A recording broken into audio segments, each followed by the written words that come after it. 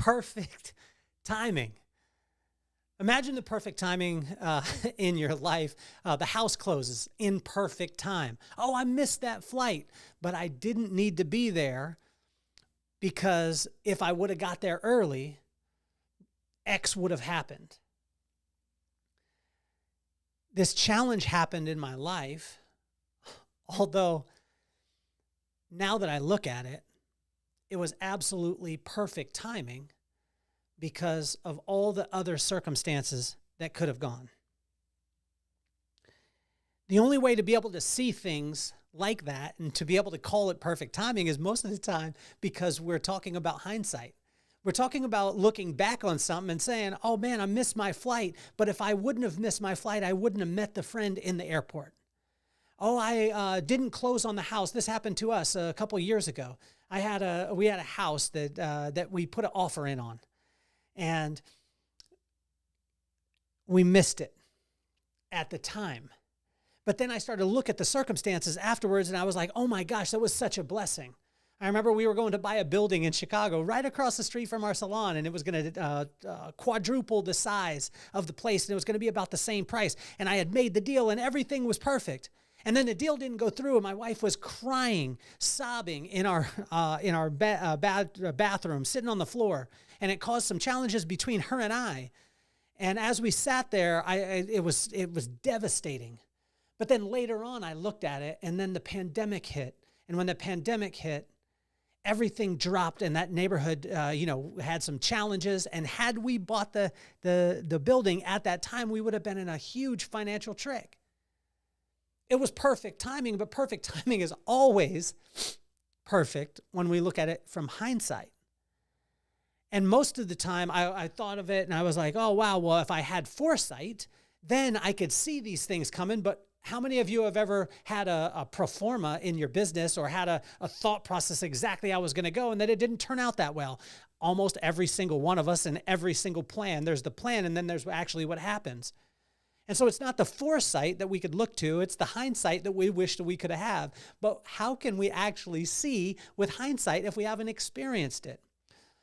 Well, in Proverbs 1, God gave us a blueprint and a roadmap on how to be able to guide ourselves as opposed to having foresight, but having hindsight because his vision is always 2020. So why don't we get this party started?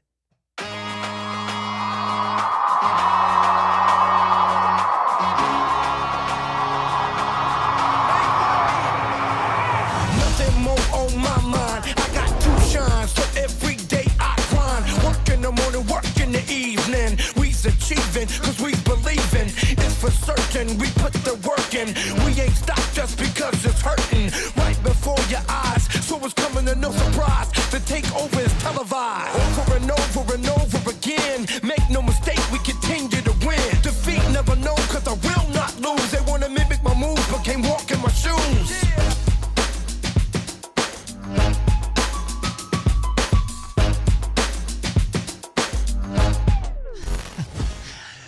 Perfect timing. Well, welcome to episode 499. It's a milestone for us today. It's exciting. We have episode 500 coming very soon, and we have an absolutely special guest that's going to be on. I think probably one of the coolest guests that I've ever had. I was racking my brain on this and thinking, like, how could I had Tim Story for episode 100. I had my friend Tom for 200. I had Lonnie Paxton, 3-time Super Bowl champion, for 300. Who could I get for 500? I could tell you this. Every person's resume that I've ever interviewed pales in comparison to the person that I'm going to be interviewing here in a little bit for episode number 500. This episode is brought to you by BLING. BLING is let's see if I can turn it. There we go. BLING is the number one selling product. It was in our salons when we had them before we sold them. And I tell you, every woman needs a little bit of bling in their life. It adds moisture, strength, and shine. You can't use too much, and it smells like vacation. It was my mom's favorite product, and I tell you, it's a nice to do until you use it. And once you use it, it's the most have-to-do product that you'll ever have. And I tell you, it is an unbelievable, unbelievable blessing in our family. It's BLING Shine Serum. You could click the link in the bio and check that out. But let's get to why we're here. It's Inchstones. It's perfect timing. It's Proverbs 1 and the corresponding proverb for the corresponding day. I was saying it earlier, the house closed. It was perfect timing, right? I missed the flight. It was a blessing. I dodged that bullet in a relationship. We've all done that. Oh, it was perfect timing. Well, that's all because we're looking at it from hindsight. But while we're in it, we've got stress, we got anxiety, we got depression during those times. But what God is saying is, like, if you could see from what I see, if you could see through my perspective, if you could see just one glimpse of the way that I see your life, the stress, the anxiety would drop away, the peace, love, and joy would be filled up, and that you would understand and know that I have everything. I have everything in control. And as soon as you relinquish that control, then I can take it and I can start to move towards. But honestly, everything's going to be okay in the end, like JP said. And if it ain't okay, then it ain't the end. My wife always constantly tells me, no matter what turbulence that we're in, she'd always tell me, baby, it's going to be okay. We're going to have a story. We're going to have a testimony. This mess that we're in is going to turn into a message that somebody else can be blessed by.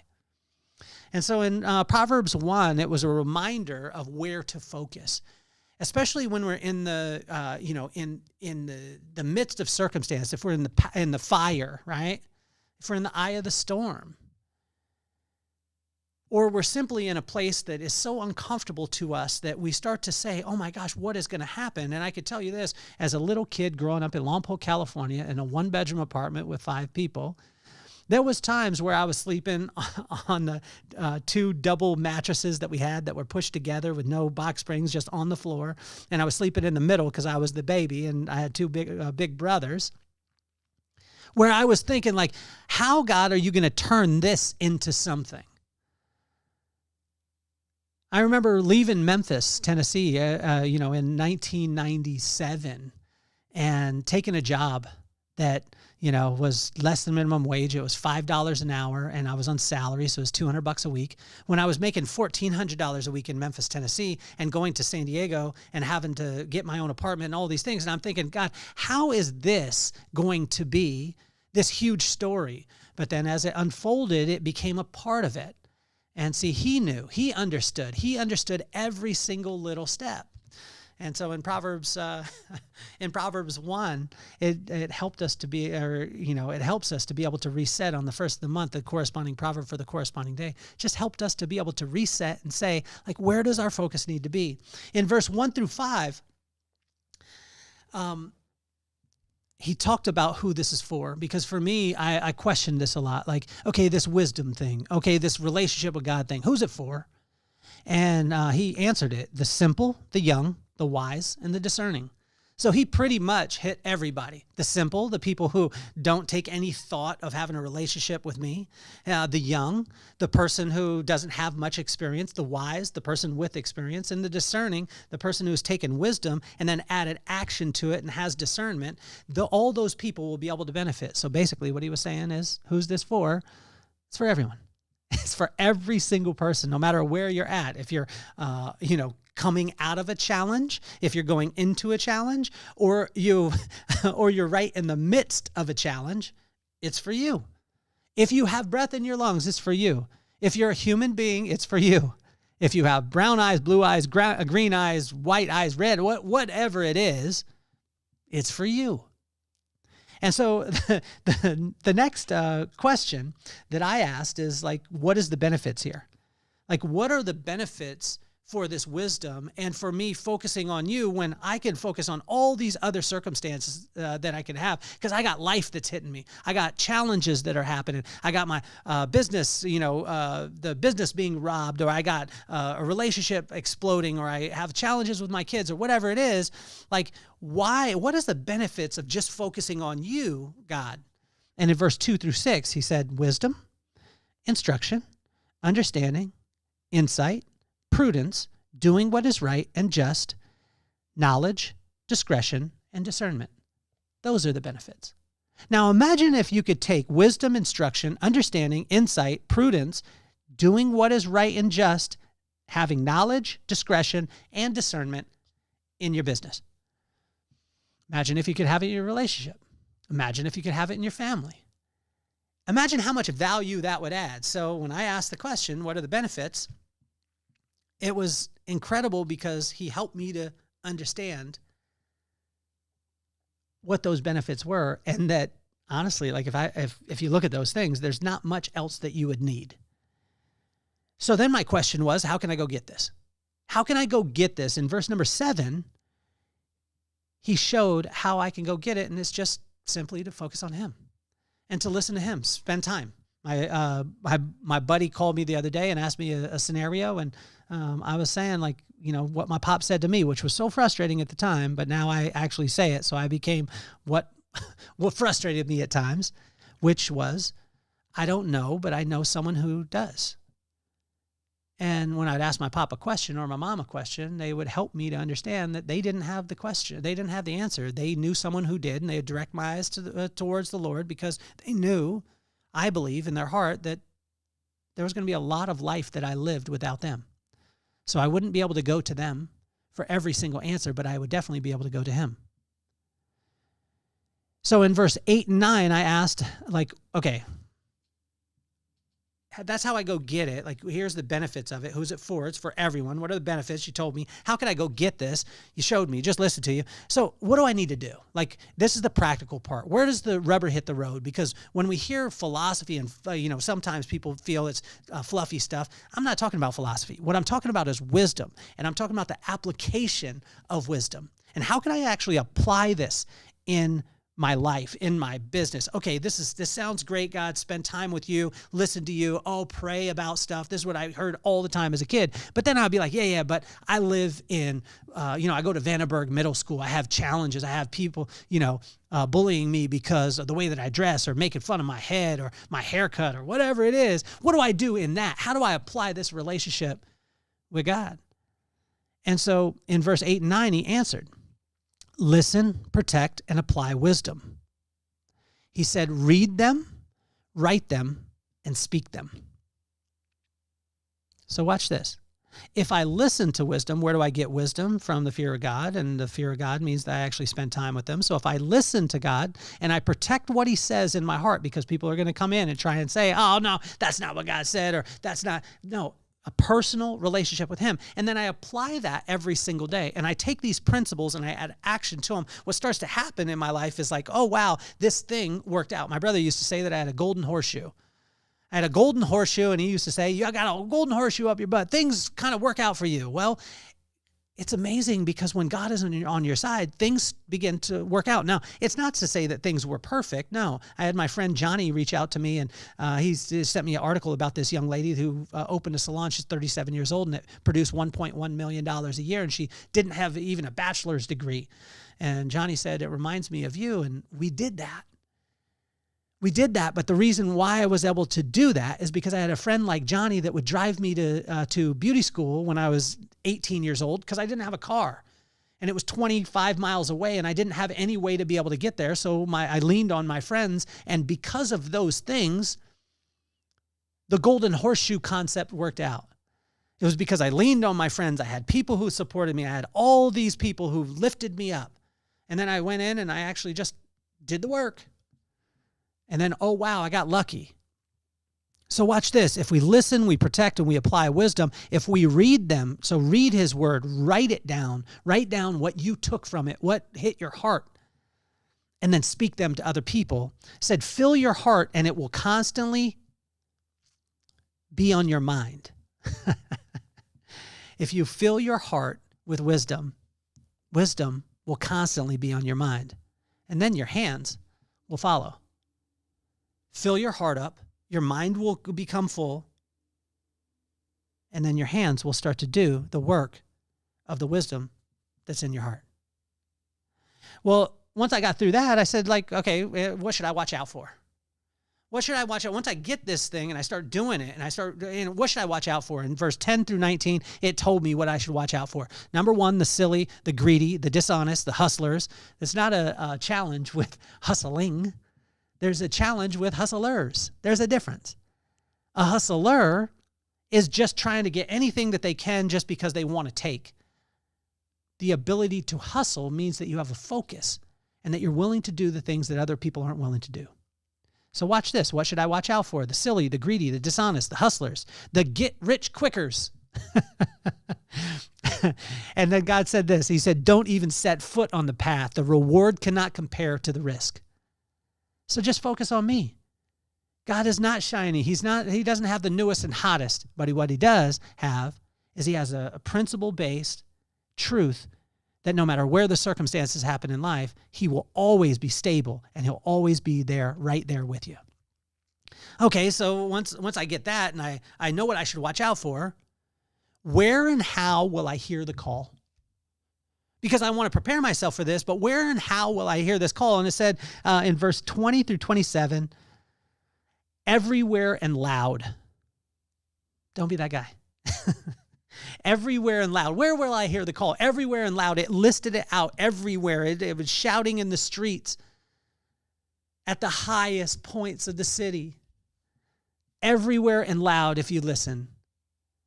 If you're listening, you're focused in on God, he'll speak to you through every single thing. He spoke to me through walking the dog yesterday. As I was walking the dog, actually, I have 2 dogs now, and I have little Ziggy, and he has puppy energy. And he kept running and just dive bombing Skylar, and Skylar's just trying to do her thing. And sometimes we do that in life. We have something that is slow and steady and it's working well. And then we bring a new thing in, and that new thing tries to eat up the old thing, tries to bother the old thing, tries to take it off its path. And I kept having to yank Ziggy back from dive bombing Skylar, and Skylar's just walking, being like, just leave me alone. But how often is it that in our lives? See, God can speak to you through every single little thing.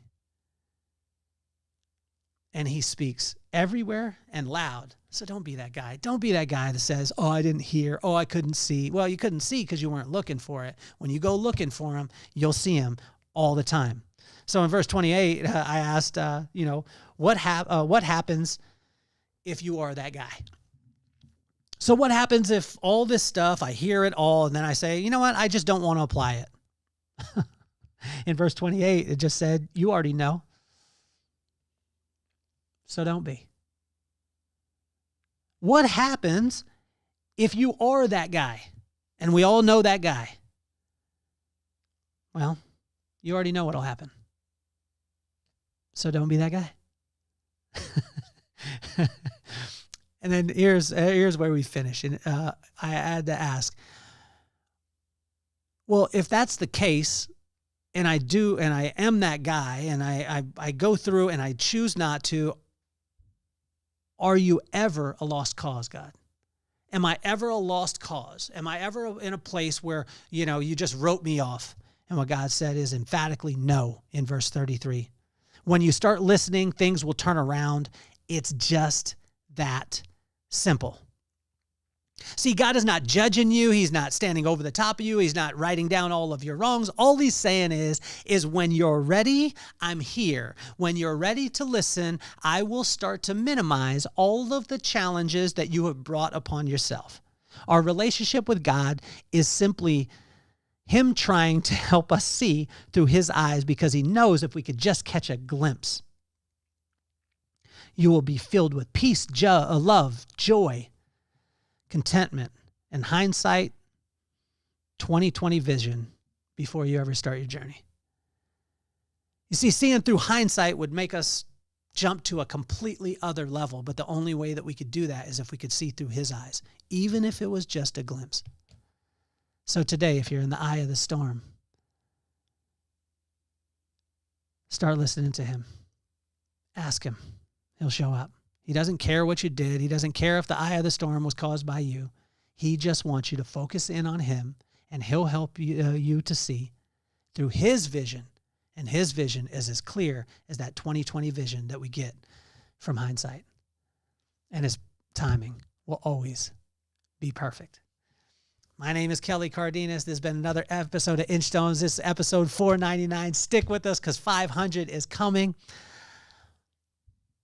I'm officially off the hot seat. Peace, love, and soul.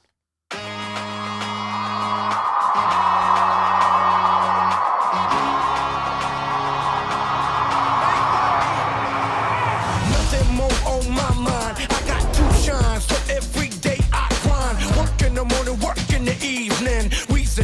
achieving, cause we believing. It's for certain, we put the work in.